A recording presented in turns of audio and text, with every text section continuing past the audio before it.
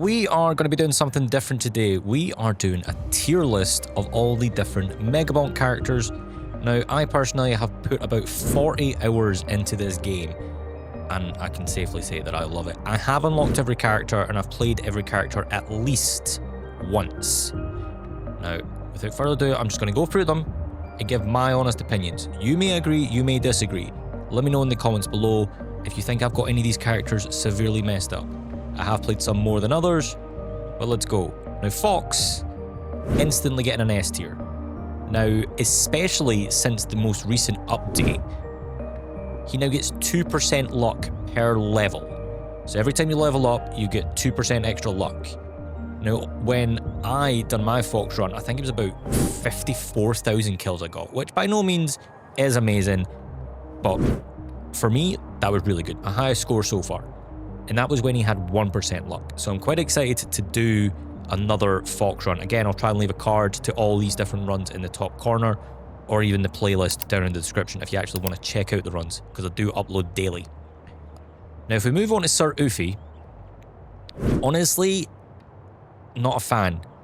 I wouldn't say he's quite D tier, but not a fan. He was one of the ones at the start that I thought was alright, but this was very, very early on. I didn't know how the characters worked, didn't really have them unlocked, and compared to Fox, again, I didn't know how Fox worked at that point. He seemed okay, but having played every character now, he's pretty weak. He starts with the sword, and he only gains 1% armor per level. I'll be straight up honest, I don't even know what armor does in the game. But, hey, moving on. Calcium, excellent character. I don't quite want to put him in the S tier yet, mainly because I've not had an insane run with him. I've only played him 3 times, but from what I have played, he's great. He's speed demon, so basically every time, like the faster you go, you deal more damage, basically. Which is insane if you can get your movement speed through the roof. And he's on a skateboard, he looks cool, he's got shades. Like, yeah, we're putting him there. Mega chat. Next one. I'm gonna put if there was like an in-between tier, I'd put him there. But we'll be harsh, we'll put him in an A. Now, Aura is great. It's almost something I try and take if I can get it. Aura is amazing. Basically any damage, any enemies that come into your aura, they will take damage. The bigger you build that, the better. It goes really well with the size tome. Also, he has the flex ability, so basically it completely stops damage, and you actually gain 2.5% damage when you flex, which is pretty sick. Now, next up we have Ogre. Now, I'm going to put him in C, and this is primarily because I have not played enough. I've only played 2 runs with him. He does gain 1.5% damage per level, which is obviously amazing because you can just stack that the higher level you go. And the axe is a pretty good weapon as well. But I don't want to put him any lower because I've not played enough. But again, I don't want to put him any higher because I've not played enough.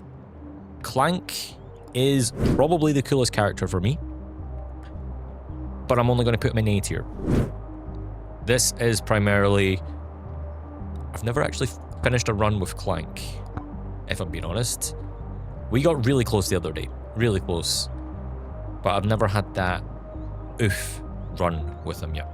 Now, he does gain 1% crit chance per level, and the revolver as a starting weapon is amazing, especially if you can get bounces on the on your bullets. That is essential. It's a bit like the lightning staff. If you can get bounces, it just creates this chain reaction, and it's so good for clearing out waves of enemies, which you get 2 waves per round, so it's pretty essential. So we're going to put Clank in there. Now, next up we've got Robinette. And if you don't know, and if you've been living under a rock, Robinette is S tier. It's insane. You look at the leaderboards and it's just Robinette. Crazy. Basically, she gains 1% gold gain per level, but at the same point, your damage increases based on the amount of gold you have. Now, with the most recent update, that has been slightly nerfed in the form of, I think it's like once you reach 200,000 gold, I could be pulling that number out of the sky, but that's the number I think it was. It does start to tail off a little bit. It still works, but just not like it used to. So hopefully we'll actually see more people, like more different characters on the leaderboard. Also, the bow, excellent weapon. It's got piercing, so you can't go wrong with that. Moving on to my favorite character, at least from fun point of view, Monka. This character's mobility is insane. I've seen myself like flying around. I'll actually try and throw in some clips here. Just flying around with this guy. It's nuts. It's insane. He can climb up walls, and he's also gaining 2 max HP per level. So you get to level 100, 200 HP. Get to level 500 for some reason, 1000 XP. And the banana rang, beautiful, beautiful weapon. Moving on next to Tony Mcoom. I'm going to put him middle of the board. Don't shout at me. I've only run Tony 3 times.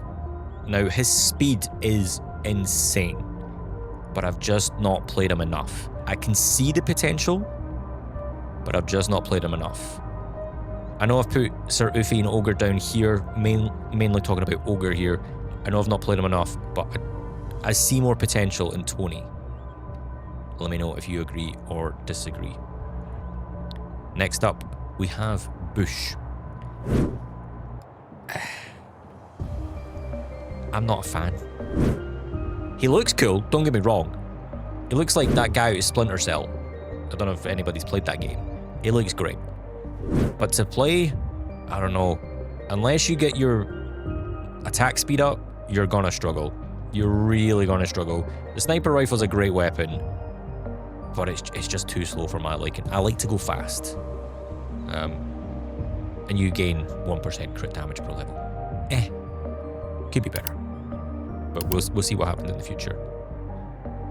One of my other favorite characters, Berdo. I have only actually played twice, but we've actually had 2 successful runs with Berdo. Now, Berdo's main ability is he can float in the air. So if you get like 10 jumps and Flame Walker, you can jump in the air and just rain fire down below. The dev actually said that this was an issue at the start, one of his YouTube shorts. But yeah, Berdo, huge fan of Berdo. A lot of fun. Also, he does the Ronaldo celebration, the Sui. Yeah, big fan. Moving on to Noel. Again, I'm going to put her with Tony, primarily because I've not ran her enough, only 2 runs, but I can see the potential.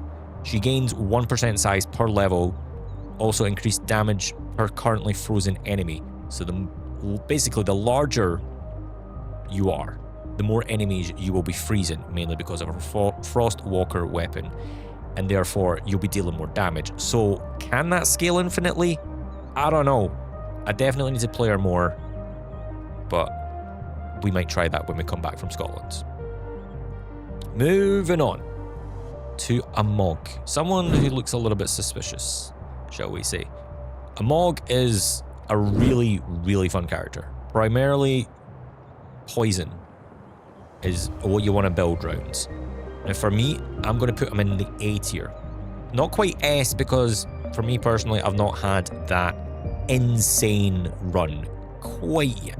I can see the potential a lot more than Tony and Noel. I have played him 5 times. But if you can get the likes of moldy cheese, which is my favorite item in the game.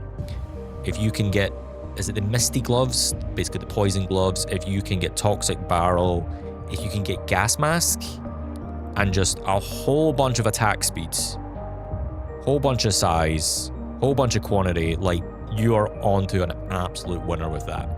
Amog may creep up to an S tier, but only once I've got that run done.